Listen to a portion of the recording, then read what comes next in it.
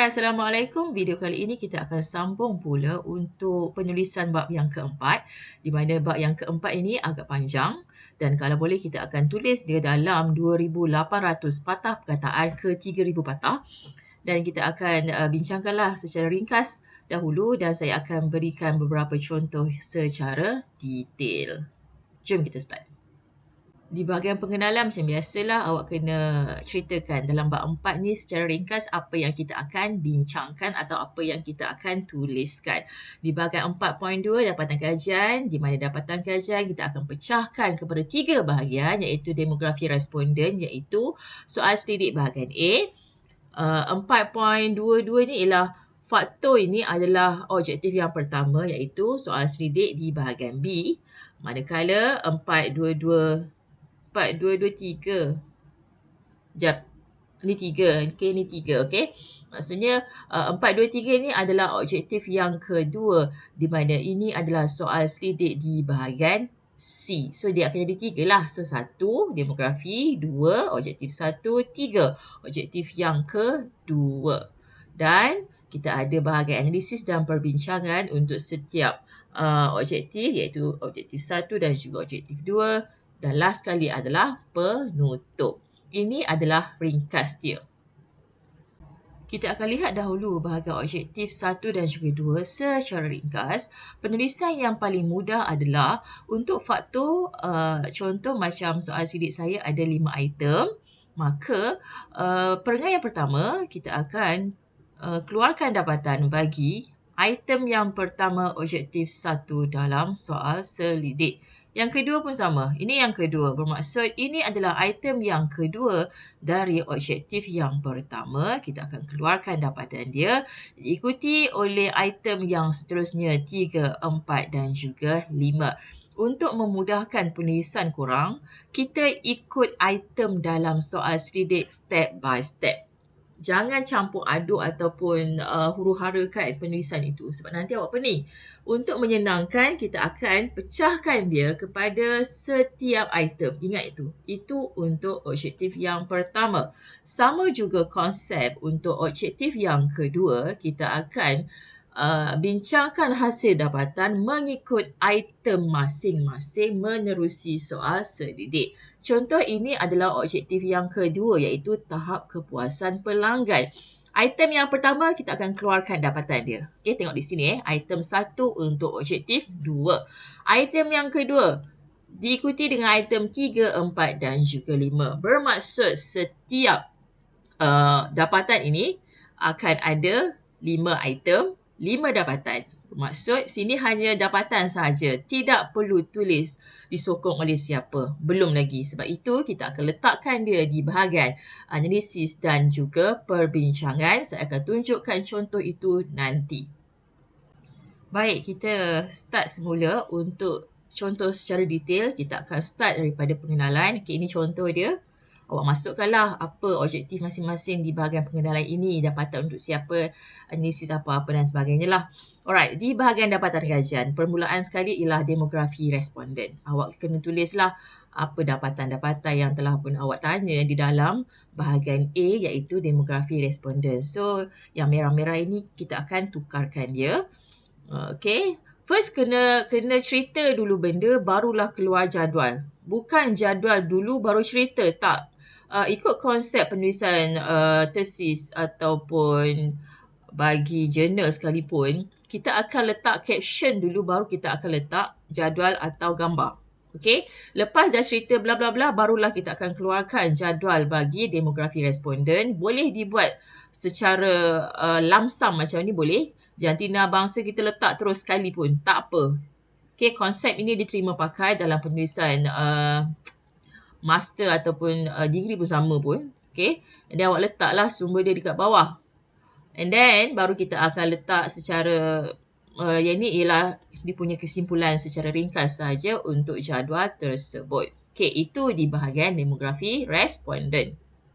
Baik, sekarang kita akan pergi ke dapatan kajian bagi objektif yang pertama. Di sini adalah tajuk bagi objektif yang pertama. Sila buang istilah mengenal pasti dan juga lokasi. Okey, tajuk biasanya dia ringkas je. Dan dia tak boleh panjang-panjang untuk tajuk, okay? Alright, ini adalah dia. Cerita sikit and then kita akan masuk kepada jadual bagi faktor pendorong, iaitu objektif yang pertama. Ini item yang kita tanya dalam soal sidik. So ini adalah dapatan dia, sama ada setuju, tidak setuju dan sebagainya. Saya hanya menggunakan bilangan orang dan juga persen sahaja. Saya tidak menggunakan dalam bentuk graf ataupun syartah. Itu terpulang kepada guru masing-masing. Okay? Kalau saya lebih suka lebih simple lagi senang sebenarnya. Dalam dapatan untuk penulisan degree dan juga PhD pun kebanyakannya banyak menggunakan jadual berbanding graf dan juga carta. Okey, sekarang kita akan pergi kepada item yang pertama. Ini hanyalah dapatan. Okey, contoh ini adalah item yang pertama, objektif 1 daripada 30 orang responden bla bla bla. Aku boleh baca kat sini berapa orang yang jawab sekian. Okey. Itu objektif 1, item yang pertama diikuti dengan item yang kedua. Okey. Item yang ketiga, kita pecahkan mengikut, dia bukan perengan tau. Dia jadi macam letak dia punya idea and then kita hurai dekat bawah. Itu cara saya lah. Kalau cara cikgu awak boleh refer cikgu masing-masing. Ini cara saya. Baik. So habislah kelima-lima item. Hanya dapatan sahaja di bahagian objektif yang pertama. Seterusnya, dapatan kajian bagi objektif yang kedua. Ini adalah tajuk dia sahaja. Ringkaskan. Cerita sikit and then kita akan keluarkanlah jadual bagi objektif yang kedua. Dan data ini adalah item dia. Ini adalah setuju tak setuju dan ini adalah dapatan dia. Ringkas sahaja. Dan di bawah jadual kita akan keluarkan item berserta dengan dapatan masing-masing.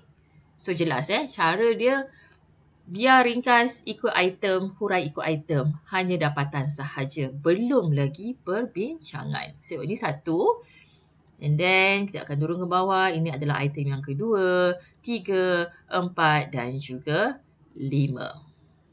Sekarang kita akan masuk kepada bahagian 4.3 iaitu analisis dan perbincangan. Di sinilah adanya sokongan daripada mana-mana kaedah kajian. Sama ada awak menggunakan pemerhatian, temu bual ataupun kepustakaan. Saya lebih menggunakan kepustakaan di mana kita akan menggunakan dapatan daripada kajian-kajian lepas. Dan biasanya kita akan menggunakan sama ada jurnal ataupun tesis. Di bahagian ini, saya tidak pecahkan mengikut item seperti cara ini. Tetapi saya pecahkan mengikut perenggan pula. Bermakna, kalau faktor pendorong ni ringkas sangat. Dia ada nama panjang dia. Terpulanglah nanti awak kena ikutlah kan.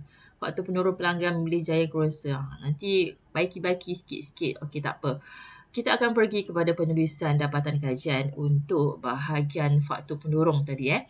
So, perengan 1 adalah item yang pertama untuk objektif yang pertama. Ingat sebab ini adalah faktor pendorong. Bermaksud, ayat yang pertama ini, saya letakkan dulu item dia apa.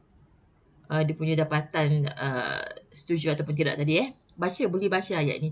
And then, kita akan letaklah selaras dengan kajian oleh bla bla bla serta bla bla bla. Okey, maksudnya dapatan saya tadi itu disokong oleh orang-orang ini. Hasil dapatan ini membuktikan bahawa kualiti produk mempunyai hubungan yang signifikan dengan nilai pembelian. Contohlah, cari. Okey, ini adalah item yang pertama, objektif 1.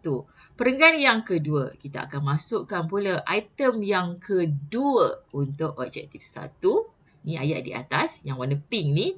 Dan kita akan sokongkan dia dengan kepustakaan. Mana-manalah, tak kisah. Okey, itu cara untuk buat analisis dan juga perbincangan. Itu perenggan yang kedua. Perenggan yang ketiga bermaksud item yang ketiga, objektif 1. Lepas tu disokong oleh jurnal. Okey, kita punya step ni sama je. Perenggan 1 sampai 5 sama saja konsep dia.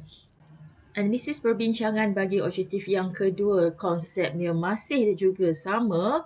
Berdasarkan dapatan bla bla bla. Awak letaklah dapatan awak dulu. Lepas tu siapa yang sokong dia. Ini adalah peringkat yang pertama, item yang pertama bagi objektif yang kedua.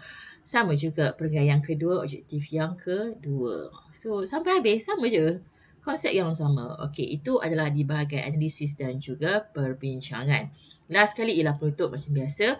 Kesimpulannya dalam bab 4 apa yang awak buat dan bab yang seterusnya menceritakan tentang apa. Saya tak letak. Okey, dia sepatutnya kena letak bab yang seterusnya, bab 5 akan menceritakan tentang apa-apa-apa. Okey, itu cara untuk buat penutup. So, habislah bab 4. Itu saja cara dia.